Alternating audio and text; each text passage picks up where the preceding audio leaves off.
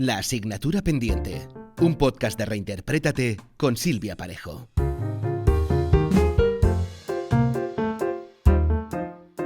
¿Qué te parece la idea de hablar de esas cosas que no nos contaron sobre la profesión artística en las escuelas, en casa o en el trabajo? ¿Sabes? Nunca es tarde para dejar de tener asignaturas pendientes. ¿Comenzamos?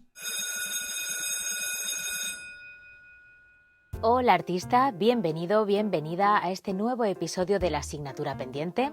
Yo soy Silvia Parejo, actriz, cantante, coach certificada especializada en artistas y experta en inteligencia emocional. Y en el episodio de hoy voy a estar muy bien acompañada. Tengo el placer de contar con Fernando da Costa. Él es psicólogo deportivo con especialidad aplicada al fútbol, máster en psicología deportiva y MBA en Sport Management. Fer da Costa ha trabajado en la Liga Profesional de Béisbol y de Baloncesto de Venezuela y ha sido psicólogo deportivo de pilotos de karting en la WSK. Actualmente reside en España y trabaja con los atletas de la selección española de saltos ornamentales, con pilotos del karting europeo WSK, con jugadores de fútbol profesionales de diferentes países y con jugadores de béisbol profesionales de las grandes ligas de los Estados Unidos.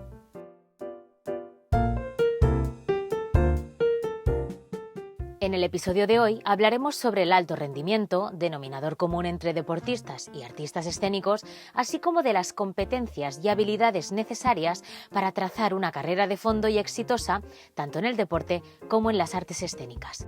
Así que, querido artista o deportista, si te interesa este tema y te gustaría saber más, no dudes en quedarte a escucharnos. ¡Comenzamos!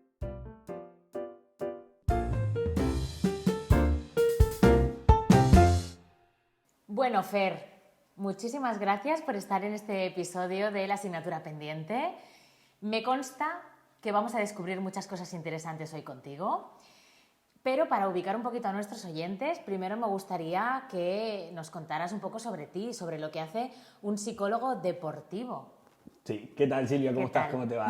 Nada, pues muchísimas gracias primero que todo por la invitación. La verdad que para mí es un placer y un gustazo estar en un programa como este. Bueno, un podcast, porque uno le dice programa, pero bueno, sí, más o menos. Es un podcast.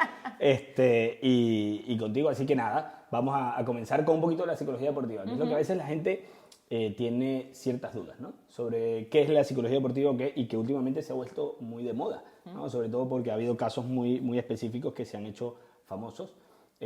Porque ya están trabajando y lo dicen abiertamente. Cuando yo comencé a trabajar en el 2009 más o menos con la psicología deportiva era súper difícil, ¿no? Es más, yo trataba de que cuando entraba a los equipos yo decía, no le digamos psicólogo, no me digan doctor, díganme, yo les decía coach, entrenador o simplemente Fer, ¿no? Porque era una pared muy dura, ¿no? Entonces, la psicología deportiva como tal, ¿de qué va? No, la psicología deportiva es simplemente el entrenamiento mental del atleta, ¿no? Obviamente hay muchísimos parámetros que pueden suceder, que no solo es lo que se entrena, ¿no? Como momentos más negativos o donde vamos a trabajar variables como son la variable de la ansiedad, la variable de depresión, ya no solo motivación, porque muchas veces la gente habla de la psicología deportiva o la psicología de alto rendimiento como el you can do it, ¿no? Yo soy un poquito anti el you can do it y solo el video de motivación que se ve chulísimo, el que lo dice en el momento, o me ha pasado, vamos, ven al equipo y da una charla de motivación. Es que no se trata de una charla de motivación, la charla de motivación me dura un día, me dura 24 horas. Cuando la persona pase el hype, vuelve abajo. Yo no quiero que vuelva abajo, yo lo que quiero es que tengan las herramientas para poder ser estables. Y va un poquito de eso, ¿no? Nosotros los psicólogos deportivos nos dedicamos a trabajar pues 5 o 6 variables principales que serían un poco la motivación, ¿sí? La comunicación, el liderazgo, niveles de atención, niveles de activación, ansiedad, emociones. Entonces, a partir de ahí empieza uno como que a construir, o yo lo que he hecho es desarrollar un programa de entrenamiento mental, que es como me gusta trabajar a mí. Wow. Hombre, todo esto que me estás contando, yo deportista no soy artista, actriz, pero me está resonando, ya lo veremos más adelante, porque igual tiene bastante que ver esto del entrenamiento del deportista con el de los artistas escénicos. Sí, Vamos a verlo. absoluto. Ahora, de eso podemos hablar mucho. Sí. Bueno, y ahora, no sé, yo pensaba, ¿qué diferencias, así a grandes rasgos, Sí. existen entre un psicólogo, vamos a poner muchas comillas, normal, ¿no? Sí, Y un psicólogo deportivo, exactamente, aparte de lo que nos has contado, ¿no? Pero... Sí, es que, por ejemplo, para poder llegar a ser psicólogo deportivo igual teníamos que estudiar todos la carrera de psicología como tal, ¿no? Después de ser psicólogo, ya uno como que se especializa o hace la maestría o la especialidad, pero al final como que partimos de esa misma base. En mi caso tuve que ver igual la parte de psicología normal y patológica, o sea, todas las enfermedades y trastornos mentales, de un poco de cómo van las organizaciones, de todo, ¿no? Ya después cuando te vas a la psicología deportiva entiendes que se aleja un poco de alguna estructura, ¿no? Porque no es lo mismo, no nos basamos o nuestra base es diferente. ¿Pero en qué sentido? No es que somos diferentes a los psicólogos, somos psicólogos, claro, sino simplemente es nuestro rango de acción, ¿ok? ¿Dónde trabajamos específicamente? Que es algo que yo no trabajamos un problema como tal, no trabajamos un trastorno. En el momento que viene alguien, no, el trastorno lo trabaja con el psicólogo clínico, ¿ok? Y yo lo que hago es que en el momento que el psicólogo clínico me lo puede derivar, me lo deriva. Obviamente, si hay algo que se presenta dentro de uno de mis deportistas, lo puedo trabajar porque tengo las herramientas. Pero cuando ya se va a psicología clínica, o sea, ya es un trastorno como tal, yo derivo normalmente, ¿ok? Porque es lo que yo siempre digo, en la psicología eso no se ve igual, pero la realidad es que en la medicina un oftalmólogo hace una cosa, claro, un traumatólogo hace otra. Eso es. Y para eso nos especializamos. Entonces al final yo es como que, bueno, si hay algo, lo derivo. Y es un poquito la diferencia. Nosotros trabajamos en base a objetivos específicos, trabajamos la ansiedad. ¿La puede trabajar un clínico? Sí, pero la trabaja de una manera distinta. Nosotros trabajamos la ansiedad en el deporte, la ansiedad... No significa que yo no pueda, porque es lo que está haciéndose muy de moda, ¿no? El hecho de la salud mental en el deporte. Claro, ahí sí la trabajamos nosotros. Claro. Pero ¿qué hacemos? Trabajamos el preventivo, sobre todo. Evitamos que la persona, en el momento que suceda un momento incómodo, difícil, que los va a haber siempre en el mundo del deporte, tengan las herramientas las personas. Y sí, aún con la herramienta todavía, para eso estamos nosotros haciendo un acompañamiento. Que si sucede algo, por ejemplo, el psicólogo, no, el jugador argentino, el portero de la selección de Argentina, él se hizo muy famoso con todo lo del Mundial, pero él siempre hablaba de el tema de su psicólogo. Él tiene ya 4 años trabajando con un psicólogo y él explica pues, los beneficios que él ha tenido, ¿no? Claro. Que él siente un apoyo, que sabe que tiene las herramientas para manejar. En el Mundial dijo que en el primer partido, que Argentina pierde el primer partido del Mundial, y él explica que él durante esa semana habló todos los días con el psicólogo. El psicólogo no estaba ahí porque no era de la selección, pero él llamaba a su psicólogo y hacía videollamada. Y era su soporte, ¿no? ¿Y en qué sentido? Pues el manejo de la ansiedad, la presión que ellos tenían. Claro. Bueno, entonces todo esto que me cuentas, yo veo que te gusta mucho tu trabajo. Sí, eso ¿De sí. dónde te viene esta motivación? O sea, ¿por qué escogiste ser psicólogo deportivo y no, yo qué sé, psicólogo artístico? Bueno, ahora te cuento algo del artístico también, ¿no? Voy como primero con la de ¿por qué psicólogo deportivo? Era curioso, yo siempre quise ser jugador de fútbol profesional, ¿no? De toda la vida. O sea, yo era de los que a las tercero o cuarto de bachillerato, yo me despertaba a las 4:30 de la mañana para ir a correr con un amigo todos los días porque yo tenía como objetivo ser futbolista profesional. Al final no se dio. Y lo que pasó fue que, bueno, es más, tuve como que una media oportunidad en segunda división y mi madre lo que me dijo es, esto o te vas a la universidad, si quieres que te apoye económicamente, tiene que ser ahora. Y yo dije, bueno, nada, me voy a la universidad y estudio. Hago toda la carrera, pero yo nunca me desvinculé del fútbol. Entonces, recuerdo que yo tenía un profe, un entrenador que era mi referencia y todavía hoy por hoy lo es. Me decía, ¿por qué no, ya que eres psicólogo, haz la psicología deportiva, tú que has manejado toda la vida el deporte, y yo, que no. De repente, un chico de la Selección Venezuela de natación de mi ciudad me dijeron, oye, está teniendo esto, ¿puedes trabajar? Y dije, bueno, sí, cómo no, lo ayudo. Empecé a trabajar con él y me gustó demasiado. Y en ese momento dije, ok, pero si quiero hacerlo, tengo que hacerlo bien. Entonces me metí a hacer una especialidad en psicología aplicada al fútbol. Obviamente le agarré un amor enorme y empecé a trabajar con clavadistas, saltos ornamentales. Pues yo había sido clavadista de chiquito, de pequeño. Y entonces, en ese momento, me pongo a estudiar el máster. Y ya ahí sí, pues no paré. O sea, de repente me contrató un equipo de béisbol profesional y empecé y ahí sí ya fue como un non-stop. Pero la pasión absoluta. O sea, yo recuerdo que en el béisbol profesional se trabaja muy distinto porque nosotros llegábamos al estadio a las 3 de la tarde y salíamos a la 1 de la mañana, de la madrugada. Y en el béisbol se juega 6 días de la semana. El único día libre es el lunes. Entonces es un como ritmo, en el teatro, ¿eh? Es durísimo. Solo son los lunes el día libre. El día de descanso es así como, oh. Y es temporadas, como ustedes en el teatro también, ¿no? Igual, sí. No es un tema de que a lo mejor son 3 meses a full. Sí. Y era salir de ahí al hotel o a montarte en un autobús para viajar a la otra ciudad, a jugar 3 días y así íbamos, ¿no? Y la gente me decía, pero ¿no te parece horrible llegar al estadio? Yo llegaba feliz. Claro. De paso, en el momento que ya llegas y empiezas a ver desde el parking, ves el estadio lleno, 20.000 personas. A mí eso me daba, a lo mejor, un poquito lo que yo quería, ¿no? Como jugador, que al final no se dio como jugador, pero lo vivía como psicólogo deportivo. Claro. Hay una cosa, no sé si conoces el Ikigai, el concepto Ikigai japonés. No. Pues, bueno, básicamente es la razón por la que nosotros vivimos, ¿no? Ok. Ellos lo explican así como muy profundo y tal, y al final encontrar tu propósito, tu Ikigai, reside entre el medio de 3 variables, ¿no? En lo que eres bueno, lo que te gusta hacer y lo que el mundo necesita de ti. Entonces, a lo mejor, yo creo que igual por aquí, por eso estaba, ¿no? El propósito tuyo, que era, jolín, yo he estudiado psicología, soy bueno en esto, además el tema del fútbol y del deporte está muy arraigado a mí desde siempre, con lo cual soy bueno, me gusta, y a lo mejor el mundo lo que necesita de mí es este acompañamiento especializado, ¿no? Me encanta esa, no la había escuchado, pero voy ahora a profundizar. Hay libros tremendos sobre esto que recomiendo leer a todo el mundo. Me encanta porque de paso creo en ello. Yo creo que uno tiene que entender que uno tiene habilidades naturales que desarrolla y que el mundo necesita cosas de nosotros, ¿no? Y que al final es eso. Yo no la había visto, pero es perfecta. Pues mira, ahí la llevas. Bien, me encanta. Y esto que me contabas luego te cuento algo de los artistas. Sí, porque también, a ver, en el mundo, pues al final te llegan, digamos, clientes o pacientes o deportistas, pero me llegó también un cantante de ópera. ¿Qué me dices? Hace 3 o 4 años, más o menos, que está en Italia. Y entonces empecé a trabajar con él. Bueno, él nunca se había atrevido y nos conocíamos y me dijo, oye, no me he atrevido, pero quisieras intentarlo. Y yo le dije, con toda la sinceridad, yo soy psicólogo aplicado al deporte de alto rendimiento. Podemos hacer pruebas con respecto a, que yo sé que se puede hacer sin problema, adaptación de variables. Entonces empezamos a trabajar y fue súper interesante, ¿no? Primero porque el artista, para mí hay muchísimo más parecido de lo que la gente cree entre un artista y un deportista, ¿no?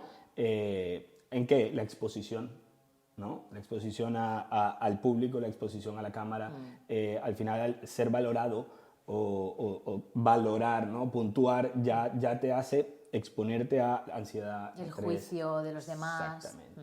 Entonces, por ese lado, ¿no? Por otro lado, el tema de, por ejemplo, para mí, una de las variables principales a trabajar siempre es el control de las emociones. Para mí, yo siempre parto de la inteligencia emocional y de que si aprendemos a controlar las emociones, tenemos nosotros el barco de lo que yo puedo dar. Yo siempre le digo al jugador, a mí me encanta trabajar con ellos como si son crear ganadores, pero no ganadores porque vayan a ganar el partido o vayan a ganar el torneo, porque gana uno de 20. ¿Y qué pasa? Los 19 más los otros 19 son perdedores. No son perdedores.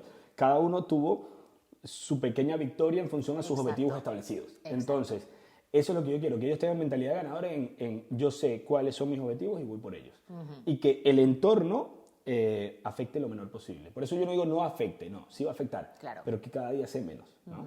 Entonces, con esta persona, con este cantante, empezamos a trabajar todas esas variables y fue súper interesante. Una de las cosas era eso, ¿no? Lo del tema de la biomecánica.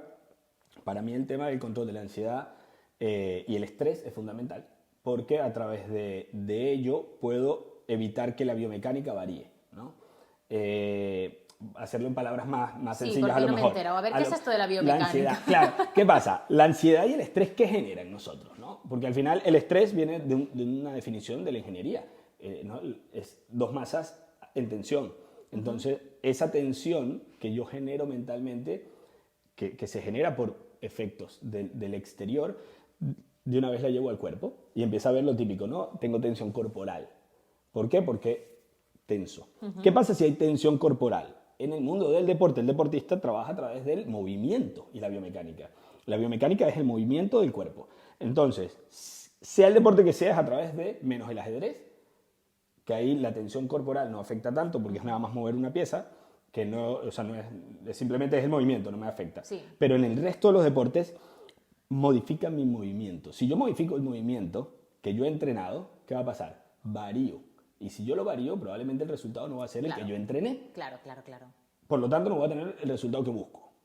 ¿Qué tengo que hacer entonces? Como que hago voy atrás y digo, ok, tengo que aprender a controlar esa ansiedad, controlar la respiración, controlar mis pensamientos para yo poder en ese momento que voy a ejecutar ya baja eso.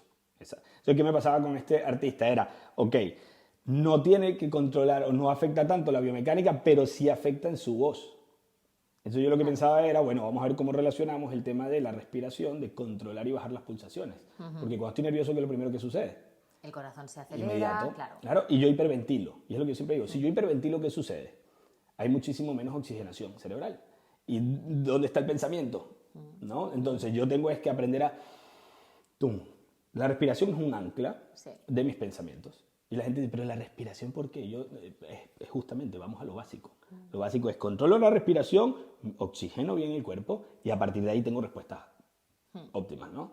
Que al final nosotros somos respuestas automáticas. O sea, el automatismo. Nosotros trabajamos muchísimo tiempo para llegar un día y hacer algo.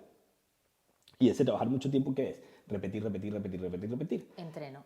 Claro, el día que yo ejecuto, debo hacer exactamente lo que repito. Yo por eso cuando los jugadores, hoy es el día más importante de mi vida, no digas eso y olvídalo, vamos a bloquear eso. No es el día más importante, porque el día más importante vas a querer dar más, no des más. Da lo que sabes hacer. Exacto. El día que quieres dar más, es el día que tienes más probabilidad de fallar. Entonces, ¿qué tienes que hacer? Tienes que hacer lo que siempre has hecho y entrenaste 1.500, 2.500 horas para llegar aquí. En ese momento, aplica lo que sabes. Ya está. Y que si ese que sé me da para llegar cuarto, ¿vale?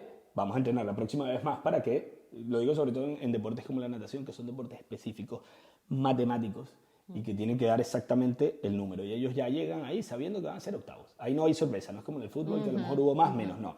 Ellos saben que su máximo puede ser tanto y que los demás hacen segundo y medio más. Ya está. Pero ese objetivo lo tienen que cumplir.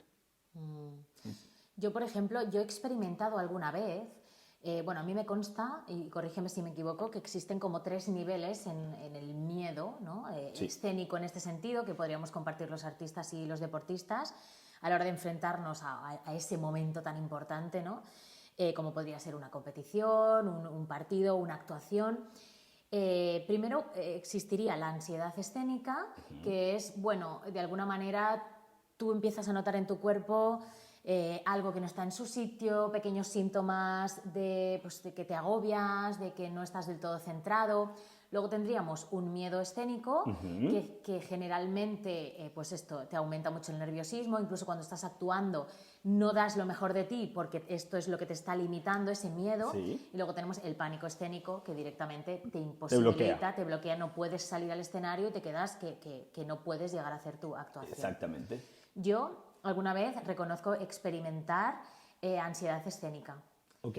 Y me ha venido muy bien la del escenario, la que estabas en el momento ya. No, la previa. La La previa, ok. Entonces me he implementado en mí técnicas de regulación emocional, ¿no? Y la respiración, yo conozco una que es la caja en 4 tiempos, que es como respiras en 4. Exacto. Sí. Para los esa que no es lo maravillosa. sepan, respirar en 4, pausar 4. la respiración apnea 4, bajar en 4 y volver a... Bueno, te lo imaginas como si fuera una caja. Yo lo que le pido es que lo repitan 4 veces. ¿No? Un ciclo de 4. Sí. Okay. Para que se les quede más fácil, es como que un 4x4x4, 4 veces. Sí. Pues a mí la verdad es que me ha funcionado muchísimo y todo esto que dices es que yo me lo veo en el cuerpo. Evidentemente respirando oxigenamos, los músculos se relajan, claro. Y tú ya el cuerpo está disponible en otro lugar porque es que una cosa que tenemos en común los artistas con los deportistas, bueno, muchas, pero una de ellas es que trabajamos con el cuerpo. Claro, absolutamente. Y es que no puedes... Mira, esto que estamos hablando me parece maravilloso para explicar un poquito también el por qué sucede. Al final es un mecanismo de defensa, es un sistema de alerta lo que se enciende, ¿no? Y por eso inmediatamente hay una somatización. El cuerpo empieza a recibir estímulos de decir, tengo que huir. ¿Por qué? Porque voy a exponerme a algo que no quiero, ¿no? ¿Qué es el estrés? Yo le digo a la gente, gracias, qué bueno que existe el estrés. El estrés es necesario. Es el que nos ayuda a decir, tengo que correr porque viene un perro a morderme. Sí, un león. No, me quedo aquí tranquilo, ¡bumba! Me quitaron la pierna. No, viene un perro con una cara y me pega un brinco, ¿no? Entonces, lo que tengo que tener cuidado es que no sea excesivo, porque es donde vienen los problemas. Entonces, ¿qué es lo que pasa? Yo tengo es que, para mí es fundamental entender las señales del cuerpo. El mismo suceso lo puede manejar gente de muchísimas formas. O sea, voy a salir a escena y tengo, tú lo manejas de una manera, a lo mejor otro ni siquiera se atreve ya a salir, o el otro está tranquilo, ¿no? Y es el mismo estímulo. Entonces, ¿qué es lo que tengo que después aprender? Ok, ya yo sé que mi cuerpo tiene esas reacciones fisiológicas y por eso es tan importante, como yo siempre pido que registren, ¿no? Después de. Porque entonces yo después me digo, sí, antes de salir me pasó esto, ok, ya empezamos a entender que esas sensaciones o esa somatización te va a derivar en, y sabes cuál es el grado. Entonces, ¿qué haces? Un 4x4x4 me empieza a regular, porque empiezo a decirle al cuerpo, yo tengo el control. El cuerpo empieza a entender, cálmate, que no es tan grave. Y empieza fisiológicamente a haber una respuesta después positiva y decir, ok, empiezo a entender que me puedo calmar. Por eso logramos la regulación, porque viene de mente-cuerpo, después cuerpo-mente.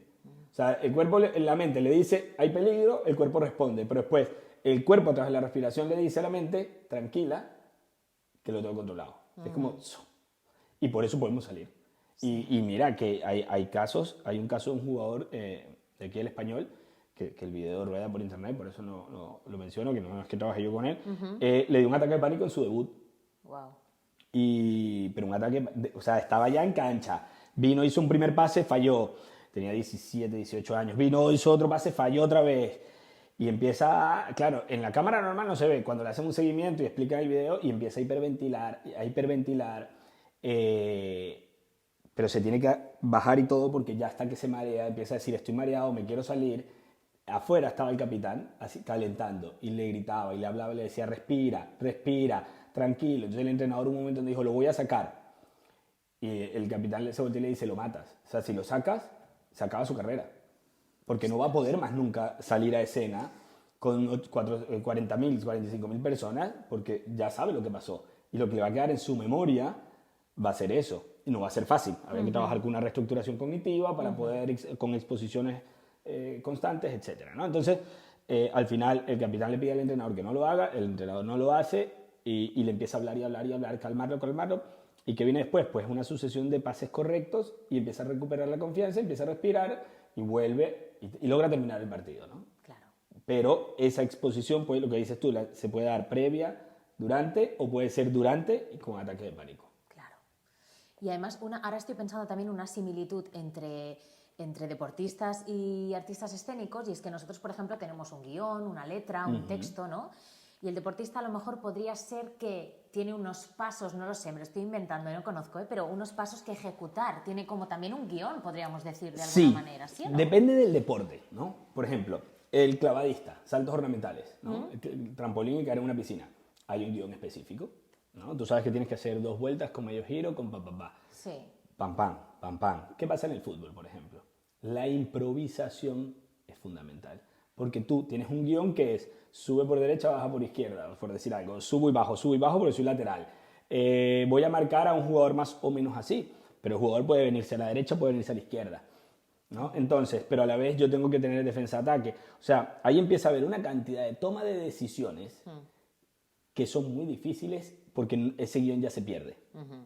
¿No? Sí. Pero ¿qué es lo que tengo entonces que tener? Un repertorio de automatizaciones que me van a hacer tomar decisiones.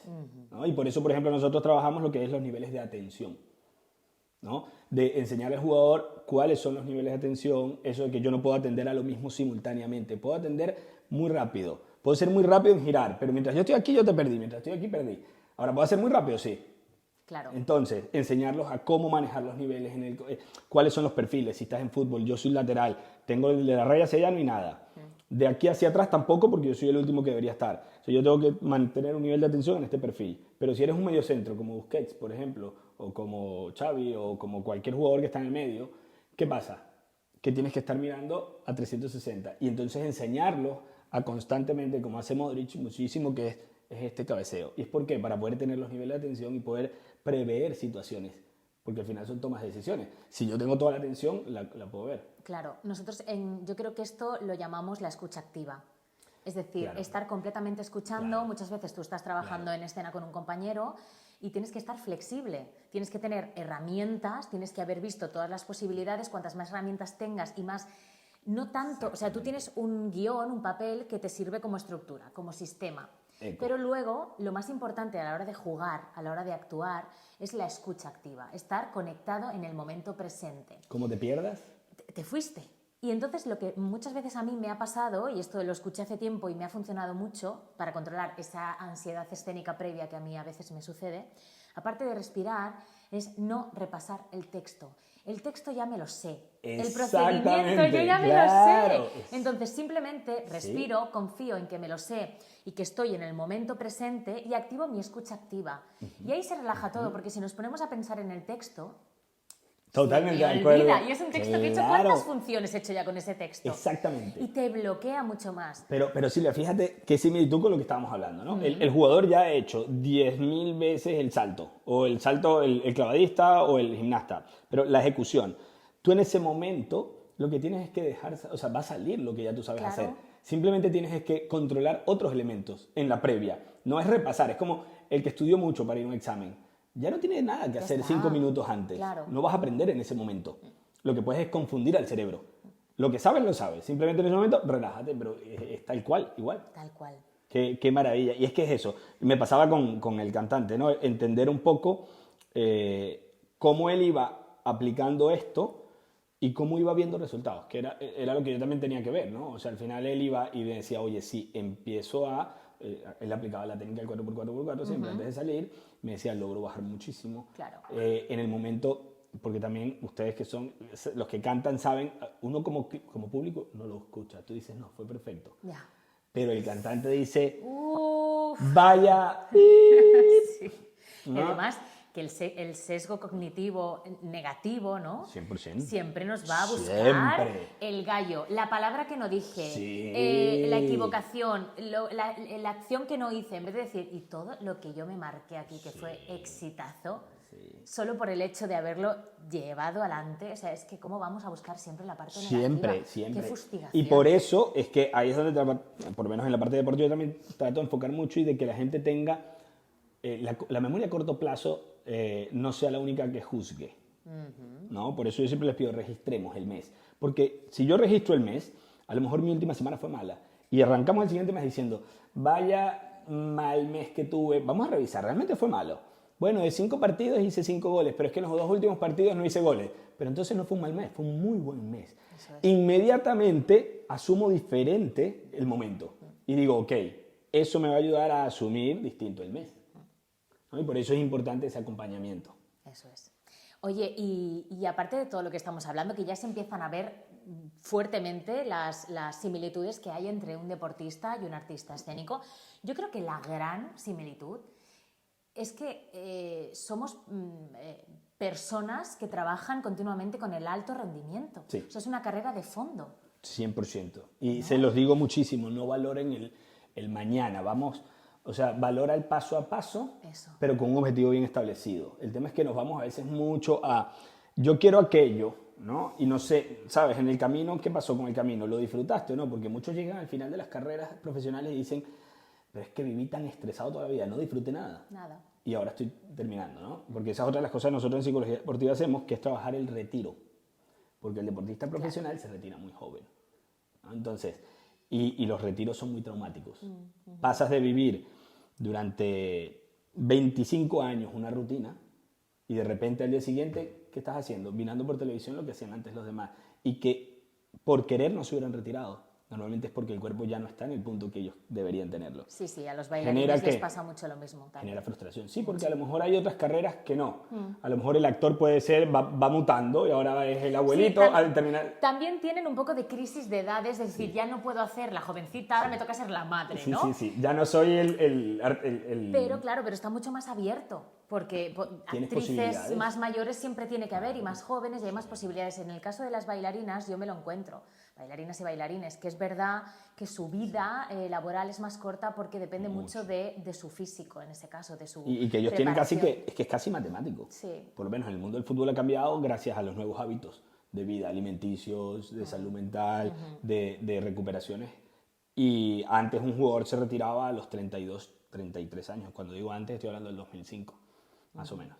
A día de hoy, Modric ganó el Balón de Oro con 37 o 36 años. Y siguen activos jugando. Entonces, Ibrahimovic tiene 41, si no me equivoco, y está jugando en el Milan a full. Entonces, ¿qué pasó? Cambiaron hábitos, pero más de eso tampoco va a haber. Claro. Es enseñarlos luego a ese proceso de retiro.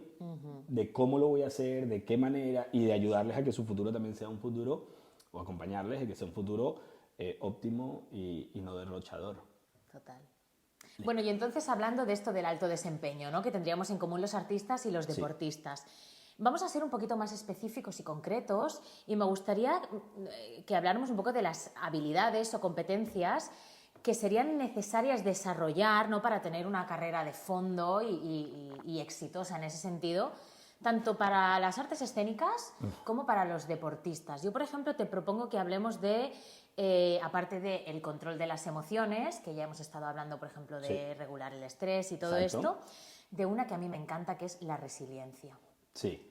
¿Tú crees que los deportistas también la necesitan? Sí, siempre. Yo trato de enfocarla en sencillamente entender que debemos dejar a un lado el resultado final, ¿no? Y debemos ser muy objetivos con nuestro rendimiento, ¿okay? Individual. Sobre todo porque, por ejemplo, hay equipos, el béisbol.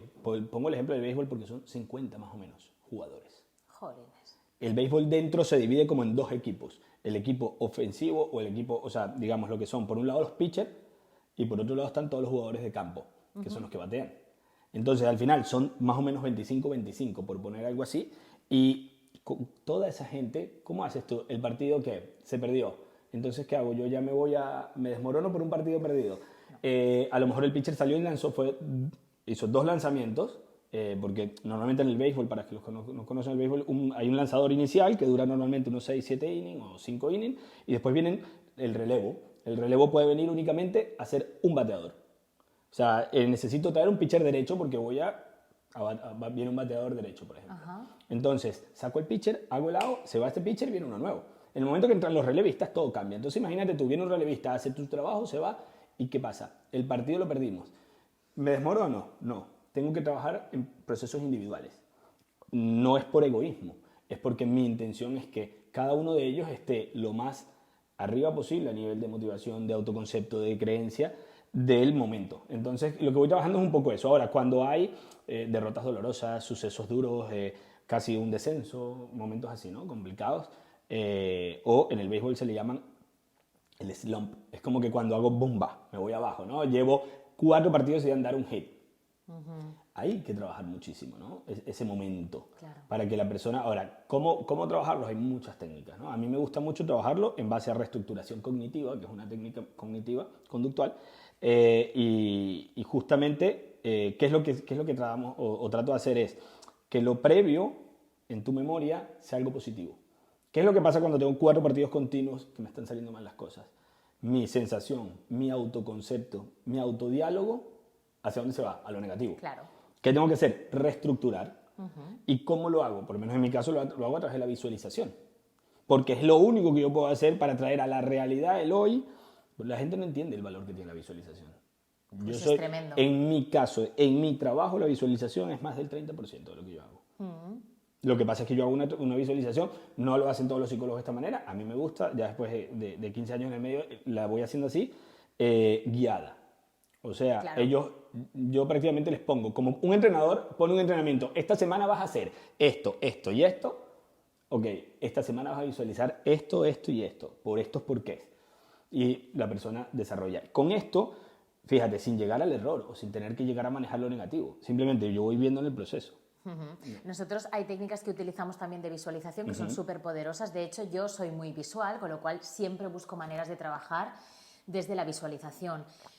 Supongo que conoces la programación neurolingüística y los anclajes, que es lo que estamos hablando, y nosotros también a la hora de trabajar o de visualizar una audición o una actuación concreta, trabajamos la visualización. Claro. El día que empieza, cómo llegar hasta allí, cómo me preparo, qué hago, qué veo, qué siento. ¿Sabes qué pasa? Que la maravilla de la visualización es que con ella yo logro exponer un poco al cerebro, que es el que manda toda la información a mi cuerpo, al suceso que va a haber. ¿Es igual? No. Pero por lo menos trato de trasladarlo lo más que puedo al escenario, al momento. Vas a jugar esta vez con el Español. Ok, nunca había jugado ahí. Ok, vámonos, vamos a ver videos, vamos a ver cómo es el campo. Ok, ahora vamos a visualizar. Está saliendo por el túnel. Mira, es así, asado. Vamos a llevar, siente un poco. Entonces ya el día que te toca, no es la primera vez que sucede. Lo tienes más controlado porque muchísimo ya lo has vivido en tu cerebro. Es que tenemos la capacidad de crear e imaginar. Exactamente. Y la gente no entiende eso. Si lo entendiera, lo que pasa es que ahí está la otra parte, ¿no? Lo importante de guiarla. y de guiarla, y ahí es donde, bueno, cada quien tendrá su estilo, pero creo que ahí viene el secreto, ¿no? Porque uno puede decir visualizar, sí, a visualizar, pero ¿qué vas a visualizar? No, las distorsiones cognitivas van a empezar a entrar y me van a boicotear incluso esa visualización. Pero, mira, yo tengo ahorita un atleta, prefiero no decir ni el deporte, que me está sucediendo, que es la primera vez que me pasa con que no puede, que en sus visualizaciones hay autosaboteo. Me dice, no puedo, cada vez que estoy visualizando, ¡boom!, lo hago mal. Y yo, ok, vamos a ver, y llevamos rato, y es la primera vez que me pasa, de verdad, de ver que me sucede esto. Sobre todo porque, lo que yo siempre digo, la mente, o sea, no hay ningún margen de error. Lo puedes controlar completamente. ¿Todo? O sea, el error no tiene que existir y lo vas a hacer perfecto. No hay forma. Entonces, ¿pero por qué? Por el saboteo. Claro. Y volviendo a lo de la resiliencia, a mí me encanta. Perdón, sí, es una habilidad, no nos hemos ido, pero ha sido como interesantísimo y vamos a cogerla otra Sí. vez. A mí me flipa porque básicamente es la capacidad de reponerse a las hostias, hablando mal y pronto, Sí. que la vida te da, porque la vida hay que aceptar la realidad. La realidad es que la vida te da hostias, ¿no? Y, por ejemplo, en el caso de los artistas, yo creo que somos, no sé si a lo mejor en el deporte estaríamos casi a la par, pero la profesión con más noes, con más cerradas de puerta que recibimos durante un periodo corto, ¿no? Demasiado. Entonces, claro, tú tienes que tener la capacidad de que tu enfoque sea controlar lo que hasta donde lleguen tus brazos. Absolutamente. Porque hay cosas que tú no puedes controlar. Y luego tener muy claro que tú hiciste todo lo posible, que lo demás, ese no, vino de algo que no dependía de ti, y tener la capacidad de decir, sigo luchando por otros lugares, con otras alternativas, y voy a seguir intentándolo, porque lo que dicen es que si lo has intentado de una manera y no te ha funcionado, que lo intentes de muchas otras, porque hay muchas que igual no estás tocando. Ojo, o a veces es intentarlo en la misma, y por eso es muy importante el acompañamiento, pero en otros lugares. Por ejemplo, y yo siempre he dicho, a Zinedine Zidane, ¿no? Todos sabemos quién es Zidane.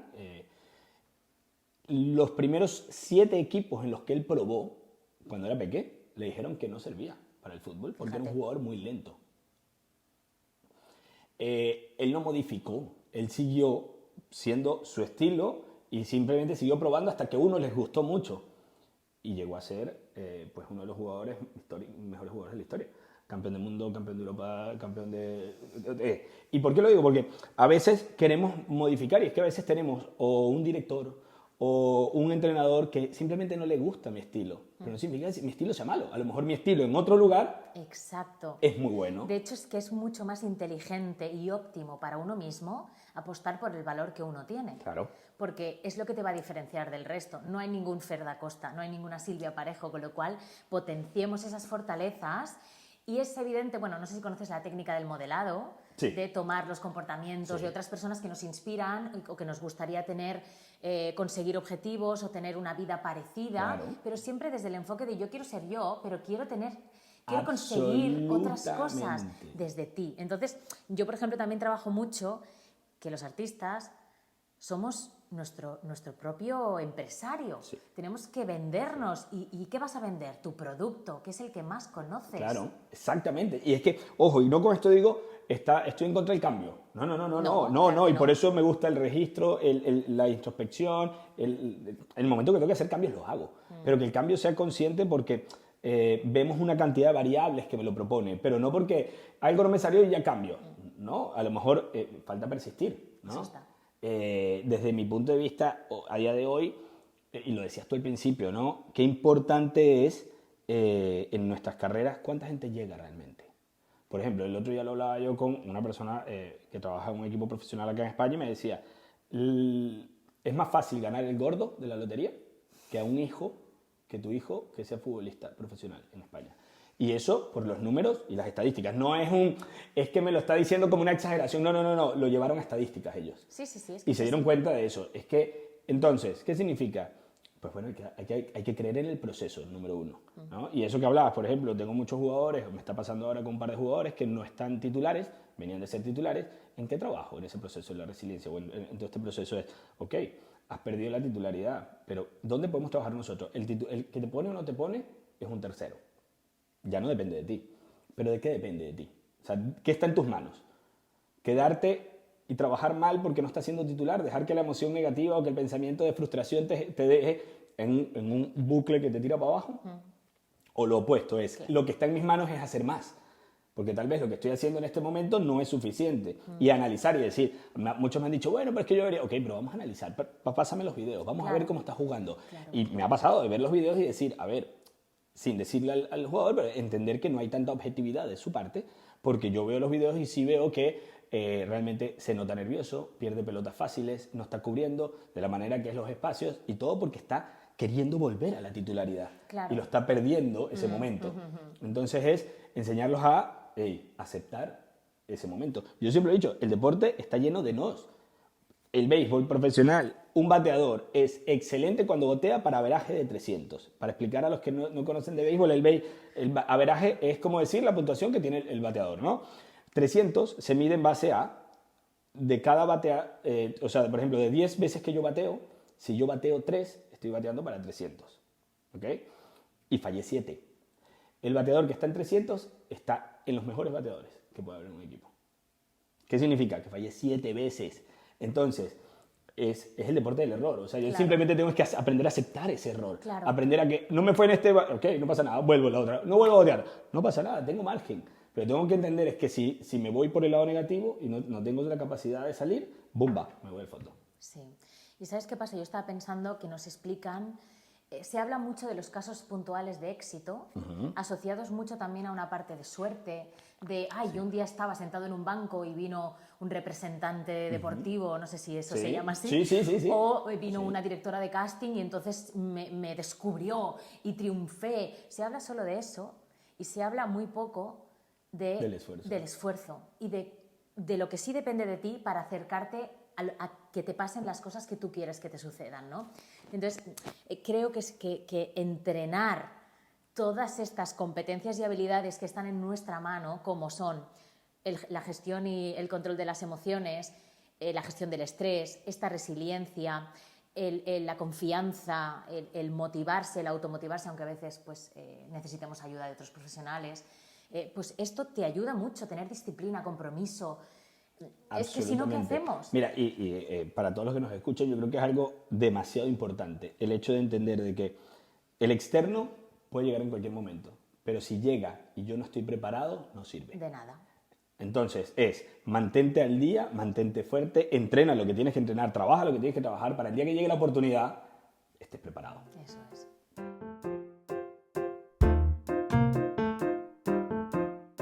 Bueno, Fer, entonces, aparte de la respiración, la visualización como técnicas de regulación, ¿qué otras técnicas crees que nos pueden ser útiles tanto a los deportistas que nos estén escuchando como a los artistas escénicos en nuestra carrera, en el día a día? Sí, las que dijiste para mí son como la clave, pero aparte hay una que me encanta que es la meditación. ¿No? Y la meditación, ¿por qué la meditación? Porque la meditación ayuda para muchas cosas. Para el enfoque. Nos permite que el cerebro, en vez de estar todo el tiempo en hiperactividad, tenga un momento al día en el cual baja, ¿no? Y ese bajar me ayuda a la creatividad. Y hay que ser creativos para todo. O sea, porque me va a decir, pero para un deportista la creatividad es fundamental, lo que hablabas ahora, ¿no? O sea, un futbolista necesita ser creativo, pero para ser creativo yo tengo que tener, y es lo que siempre explico, la mente lo más vacía, por decir, ¿no? A veces queremos llenarnos de información, es como aquellas personas que leen un libro de autoayuda, o muchos, entonces, pero no se dan tiempo de digerir esa información. Leen un libro, terminan y el mismo día comienzan otro. Y es como, dale tiempo al cerebro, al cuerpo, a entenderla, porque si no creas, ¿sabes qué? Una indigestión. Le metes tanta información que colapsa. Entonces, para mí la meditación lo que ayuda es a diariamente lograr bajar, así sea, yo siempre, y lo de la meditación yo la recomiendo siempre, comenzar a hacer 2-3 minutos y llegar a un máximo de 10. El que quiera llegar a media hora, maravilloso, pero la media hora después puede llevarte a abandonarla. Pero si haces 10 minutos por la mañana o por la noche, yo recomiendo mañana, nos va a ayudar y nos va a permitir, uno, enfocarnos, a tener mucho más confianza en nosotros mismos, a dejar que la cabeza y las ideas afloren, a la seguridad en mí. Así que, para mí, meditación, visualizaciones y la respiración son 3 buenas técnicas que podemos aplicar. Oye, Fer, ¿y tú qué crees que un deportista podría tomar prestado de las artes escénicas para que, bueno, como herramienta de trabajo en su carrera? Yo creo que la parte de la música, ¿no? Por ejemplo, yo trabajo la música siempre para mí es fundamental para aumentar los niveles de activación. Y yo siempre pongo el ejemplo, ¿no? Si yo voy a salir a correr unos 100 metros planos y previo a 15, 20 segundos antes de ponerme a correr, me pongo a escuchar una música súper romántica, tranquila, relajante. ¿Qué va a pasar? Voy a perder mis niveles de activación, Claro. voy a perder explosividad. Asimismo te digo, ¿qué pasa si pongo Nickelback, Metallica, previo a? Inmediatamente mi propio cuerpo empieza a cambiar fisiológicamente y me da reacción, capacidad de reacción. Entonces, eso por un lado, pero yo lo que hago, trabajo con ellos es previo a la actividad, camino al lugar. Entonces hay momentos donde yo necesito bajar sus niveles, ¿no?, de activación, o sea, regularlos, que vayan más relajados, y la música, o sea, un par de cascos me aíslan un momento. Luego, la activación previa a. Yo creo que la música es clave. Yo sabes que creo que de los deportistas nosotros podemos tomar, sobre todo vuestra, bueno, yo te tomo un deportista Bien. también, porque trabajas ahí con la mentalidad total, pero es eso, la mentalidad para sobrellevar la presión y el estrés en un escenario. Ok, sí, O sea, me es que parece- tiene mucho sí. que ver y creo que ambos, es que tienen tanto parecido, Mucho. pero muchísimo. ¿Sabes qué me gustaría? Es como ver a un podcast en el que esté un jugador súper y hable de su forma de éxito con un artista de estos. Eso sería increíble. ¡Guau! Sería maravilloso. Y yo para creo que entender. habría un momento en el que se confundirían y todo. Absolutamente de acuerdo. Porque es muy que parecido. tienen demasiado parecido Sí. y al final, lo que hablamos desde el principio, el nivel de exposición que tienen. ¿Qué te ha parecido el tema de hoy? Toma nota, que te paso los apuntes. Bueno, como sabéis, yo tengo una mente muy pragmática y a mí me gusta llevarme unas conclusiones bien organizaditas de lo que hemos estado hablando hoy. Así Bien, que me encanta yo eso. vamos con algunas ideas principales o algunos tips que hemos dado a lo largo de este capítulo, de este episodio. Genial. A mí me gustaría a lo mejor organizar esto como, bueno, qué habilidades pre-actuación, pre-competición, pre-partido creemos que son las más importantes desde tu punto de vista, que trabajas con deportistas, y desde mi punto de vista, que trabajo con artistas. Genial. Entonces hablaríamos de las habilidades en el pre, en el durante Sí. y en el post. Perfecto, me encanta. Buenísimo. ¿Empiezo yo? Sí. Venga, pues mira, yo creo que una habilidad, bueno, algo muy importante que puede ayudar a los artistas a prepararse para ese momento tan importante es el autocuidado.